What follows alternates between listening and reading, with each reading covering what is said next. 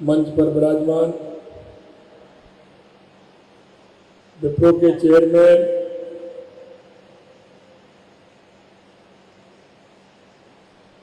श्रीमान अजीम प्रेम जी, हमारे स्थानीय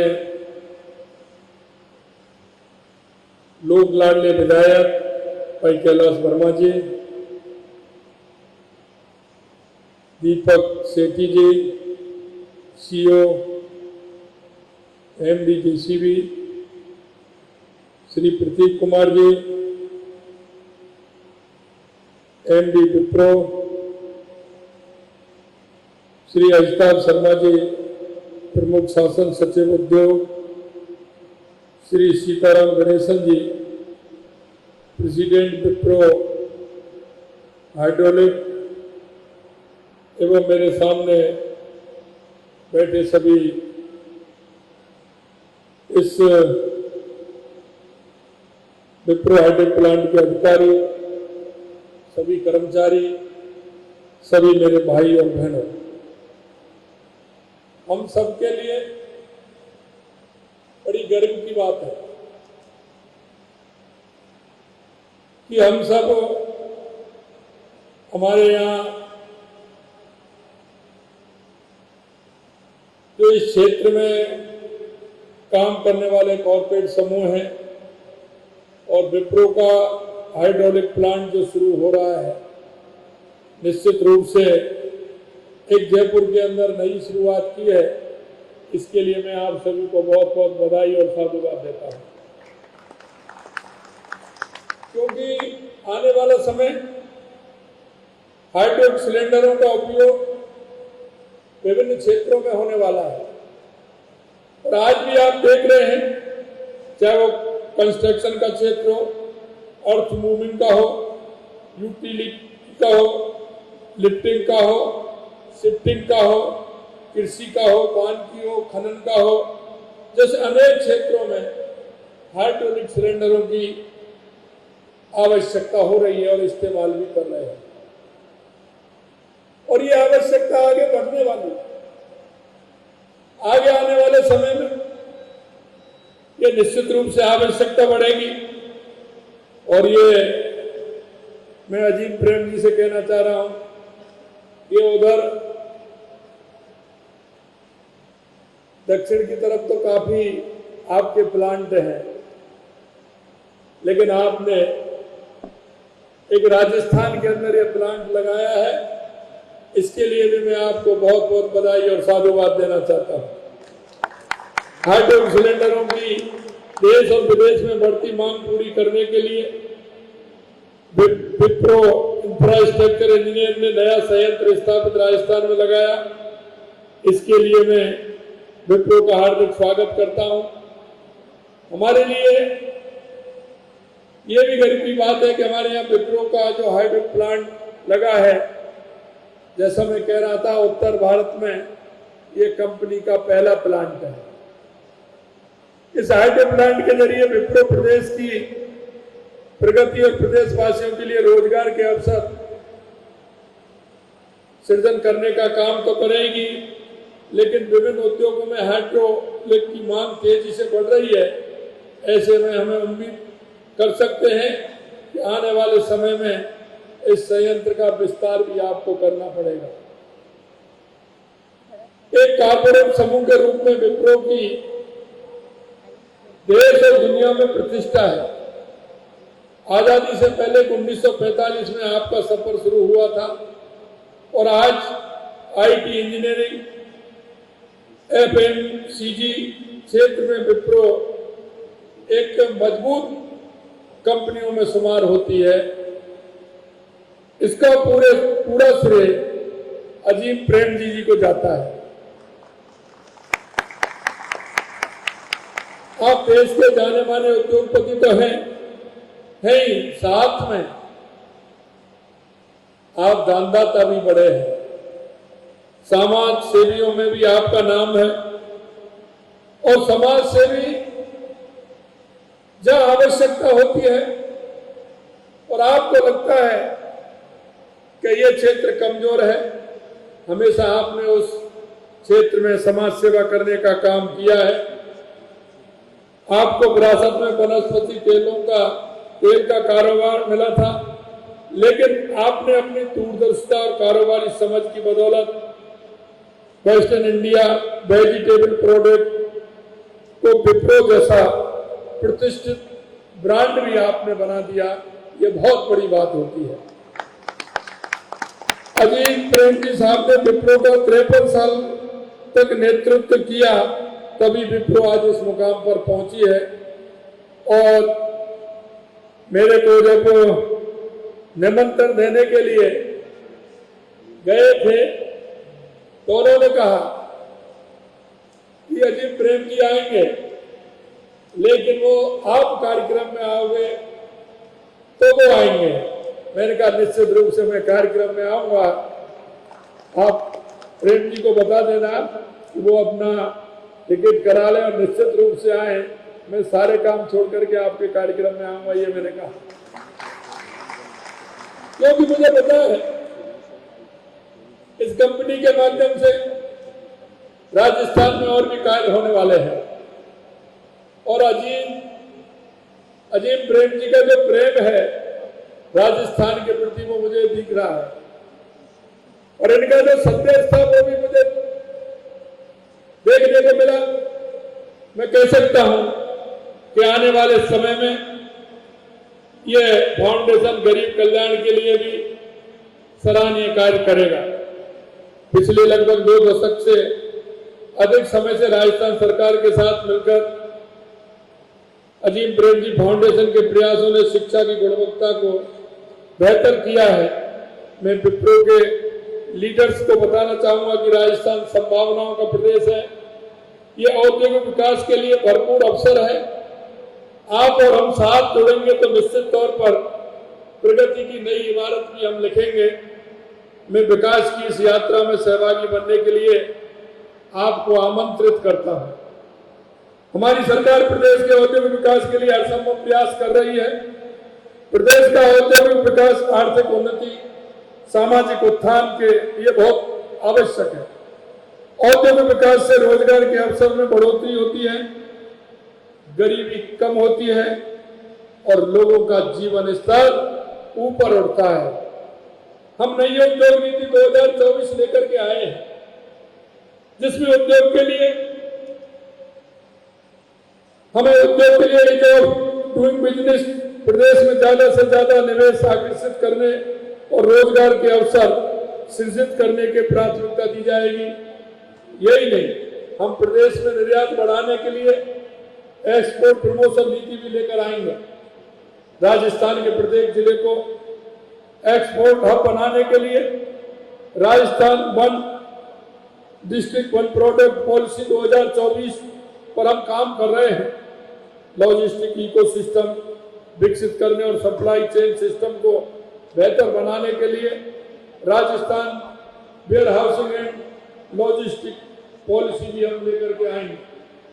हम अपनी सरकार के पहले ही वर्ष में राजस्थान में निवेश को बढ़ावा देने के लिए 9 से 11 दिसंबर तक जयपुर में राजस्थान इन्वेस्टमेंट समिट आयोजित कर रहे हैं।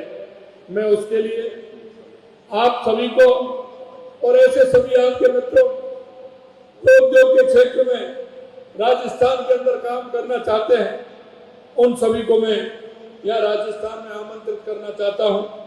यही क्योंकि आपने देखा है हमारे प्रदेश में उद्योग इकाई को बिजली की कोई कमी नहीं हो सके, इसके लिए हमने बिजली के क्षेत्र में 2,24,000 करोड़ के निवेश समझौते किए हैं और इन निवेशों से राजस्थान ऊर्जा में आत्मनिर्भर बनेगा। उद्योगों की उनकी मांग के अनुरूप पर्याप्त बिजली भी मिलेगी और मैं ये विश्वास दिलाता हूँ पर्याप्त पानी भी मिलेगा और पर्याप्त जमीन भी आपको मिलेगी। और सरकार की तरफ से आपको लोग कहते आए हैं लेकिन किया नहीं है, लेकिन हम आपको विश्वास दिलाते हैं हमारा काम सिंगल विंडो के आधार पर होगा। और हमने पहले से ही सुनिश्चित किया जब राजस्थान के अंदर 5-6 क्षेत्र हमने चिन्हित किए हैं और जहां जैसी आवश्यकता होगी उन क्षेत्रों को आगे बढ़ाते हुए हम पहले से ही ये निर्धारित कर रहे हैं कि कौन सा क्षेत्र किस बिजनेस के लिए, किस प्लांट के लिए ठीक रहेगा, उनको हमें सुनिश्चित भी किया है और उसको हम पोर्टल पर डालते हुए आपका जो सुझाव होगा उसको भी लेंगे। राजस्थान आधारभूत ढांचे के स्तर पर अग्रणी राज्यों में शुमार हो गया। आपने देखा होगा दिल्ली मुंबई एक्सप्रेस में राजस्थान से होकर गुजरने से दिल्ली एनसीआर और मुंबई जैसे बड़े बाजारों से प्रदेश की कनेक्टिविटी सुगम हुई है।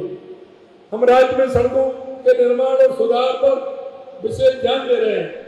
हम 5 साल में 53,000 किलोमीटर लंबा सड़क नेटवर्क बना रहे हैं और प्रदेश में पहली बार 2,750 किलोमीटर से अधिक लंबाई के 9 ग्रीनफील्ड एक्सप्रेस वे विकसित कर रहे हैं। राजस्थान से होकर गुजरने वाला वेस्टर्न कैडेट फ्रेट कॉरिडोर भी पूरी तरह से शुरू होने से उद्योग को नई रफ्तार मिलेगी। उद्योग की स्थापना के लिए एक जरूरत कुशल मानव संसाधन की होती है। हम प्रदेश के युवाओं के कौशल संवर्धन के लिए स्टेट स्किल पॉलिसी भी ला रहे हैं। हम वर्तमान में प्रचलित पाठ्यक्रमों को रोजगार उन्मुख बनाएंगे और 2 साल में 1.5 लाख से अधिक युवाओं को ट्रेनिंग देने का काम भी हम करेंगे। हम 1,000 करोड़ रुपए की लागत से अटल इनोवेशन स्टूडियो और एक्सीलेटर की स्थापना भी हम करेंगे। हम तकनीकी क्षेत्र में शिक्षा को बढ़ावा देने के लिए 2 साल में 20 नए ITI और 10 पॉलिटेक्निक महाविद्यालय भी खोलने वाले हैं। हम ये सुनिश्चित करने के लिए काम कर रहे हैं कि विकास का लाभ राजस्थान के हर कोने तक पहुंचे, राजस्थान के प्रत्येक गरीब नागरिक के जीवन पर एक सकारात्मक प्रभाव भी हो। हमारा प्रयास है कि राजस्थान विभिन्न कंपनियों के लिए निवेश की पसंदीदा जगह बनकर उभरे और राजस्थान में कारोबार के लिए अनुकूल प्रतिस्पर्धा का माहौल बने। इस मौके पर मैं आप सभी को एक बार फिर राजस्थान की विकास यात्रा में साथ जुड़ने के लिए आप सभी को मैं आमंत्रित करता हूं और एक आपको मैं धन्यवाद भी देना चाहता हूं। आपने कहा कि हमारे यहाँ 35% हमारी बहनें इस प्लांट के अंदर काम करती हैं। निश्चित रूप से एक अच्छी बात है, आपने एक अच्छी शुरुआत की है, उसके लिए भी मैं आप सभी को बहुत बहुत धन्यवाद देना चाहता हूं, क्योंकि हमारे राज्य का विकास, हमारे देश का विकास युवा, महिला, किसान, मजदूर इन पर आधारित होता है और इन पर अगर आधारित होता है तो उनको मजबूत बनाने का काम हम सभी को करना है। मैं आपसे इतना ही कहना चाहता हूं, देश के यशस्वी प्रधानमंत्री नरेंद्र मोदी जी, आपने देखा होगा 2014 के बाद देश के अंदर जो परिवर्तन हुआ है, चाहे वो हमारी गरीब कल्याण की योजनाएं हो, चाहे हमारे विकास की योजनाएं हो, या हमारा आतंकवाद नक्सलवाद से मुक्ति हो, या दुनिया में बढ़ता हुआ भारत का गौरव हो, ये 2014 के बाद देश के यशस्वी प्रधानमंत्री नरेंद्र मोदी जी के नेतृत्व में आप देख रहे हैं। और मैं हमेशा कहता हूं कि विकास के लिए और विकास को आगे बढ़ाने के लिए हमें एक टास्क लेना पड़ता है। और आप देख रहे हैं देश के यशस्वी प्रधानमंत्री नरेंद्र मोदी जी ने विकसित भारत के लिए उन्होंने जो टास्क लिया है, हर 5 साल में किस तरह से टास्क लिया और 2047 तक हमारा भारत विकसित बने, हमारा भारत दुनिया का नंबर 1 का देश बने, दुनिया में हमारी पहचान हो, दुनिया के अंदर हमारे इंजीनियर, हमारे वो सभी लोग आगे बढ़ते हुए काम करें।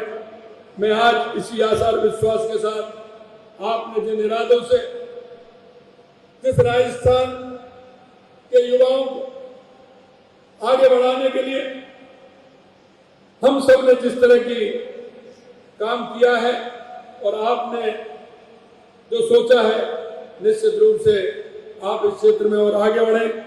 आइए हम नई ऊर्जा एवं मजबूती इरादों के साथ आगे बढ़ें, दुनिया को राजस्थान की प्रगति की शक्ति का देखने का मौका मिले और हम सब इस विकसित राजस्थान और विकसित भारत की उस धारणा को आगे बढ़ाते हुए हम काम करें। अंत में मैं इतना ही कहना चाहता हूं कि आप कोई भी काम करते हैं लेकिन उसमें सुधार की भी गुंजाइश होती है और आगे बढ़ने की भी गुंजाइश होती है। नए नए काम हम किस तरह से करें, मैं इतना ही आपको विश्वास दिलाना चाहता हूं। राजस्थान के अंदर आप काम करिए, निश्चित रूप से सरकार पूरी तरह से हर क्षेत्र में मदद करने के लिए तैयार है। हम आप पूरी तरह से, हमारी सरकार आप सभी की मदद करेगी और राजस्थान को एक विकसित राजस्थान, क्योंकि जो हमारे पास आवश्यकता है, हमारे पास 2 कमी थी लेकिन उनको भी हम पूरा कर रहे हैं। हमारे यहाँ बिजली की कमी, पानी की कमी, लेकिन हमारा ये वर्ष हमारा पानी और बिजली के लिए है। आपने देखा होगा पानी के क्षेत्र में भी हमने काम किया है पूरे राजस्थान के अंदर और बिजली के क्षेत्र में भी काम किया है। आने वाले समय में किसी भी प्रकार की कोई कमी नहीं होगी। मैं पुनः आप सभी को आमंत्रित करता हूं राइजिंग राजस्थान की जो आगे दिसंबर में होने वाला है उसके लिए पुनः आप सभी को आमंत्रित करना चाहता हूं। आप सभी ने बुलाया, मान सम्मान दिया और इसका आज एक जयपुर के अंदर एक अच्छा कार्यक्रम हुआ, उद्घाटन हुआ। आज से ये काम करेगा, इसके लिए मैं आप सभी को पुनः बहुत बहुत बधाई देना चाहता हूँ। आप सभी को बहुत बहुत धन्यवाद। जय हिंद, जय भारत, जय राजस्थान।